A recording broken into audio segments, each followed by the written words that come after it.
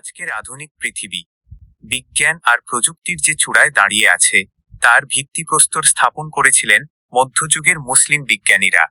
যখন পুরো ইউরোপ অন্ধকারে ডুবেছিল, তখন মুসলিম মনীষীদের হাত ধরেই জ্বলে উঠেছিল আধুনিক বিজ্ঞানের আলো। আজ আমরা জানব এমন তিনজন মহান বিজ্ঞানী সম্পর্কে, যাদের আবিষ্কার ছাড়া আজকের পৃথিবী কল্পনাই করা যেত না। 2.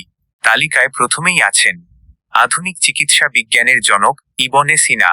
আজ থেকে 1000 বছর আগে তার লেখা বিখ্যাত বই দ্য ক্যানন অব মেডিসিন টানা 700 বছর ধরে ইউরোপের বড় বড় বিশ্ববিদ্যালয়ে মূল পাঠ্যবই হিসেবে পড়ানো হতো। তিনি প্রথম পৃথিবীকে জানিয়েছিলেন যে রোগজীবাণু বাতাস এবং পানির মাধ্যমেও ছড়াতে পারে। 3. আজকাল ক্যামেরা ছাড়া আমাদের একটা দিনও চলে না।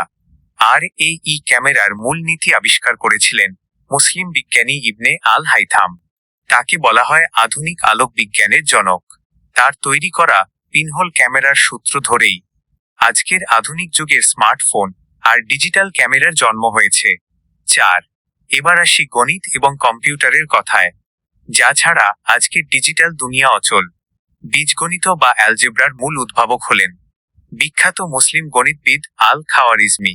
শুধু তাই নয়, কম্পিউটারের কোডিংয়ের মূল ভিত্তি অ্যালগরিদম শব্দটিও তার নাম আল খাওয়ারিজমি থেকেই বিশ্বজুড়ে এসেছে।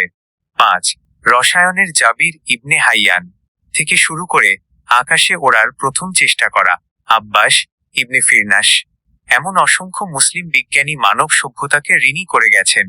ইসলামের এই গৌরবময় সোনালী ইতিহাস আমাদের মনে করিয়ে দেয় যে জ্ঞান ও বিজ্ঞানই হল যে কোনো জাতির উন্নতির আসল চাবিকাঠি।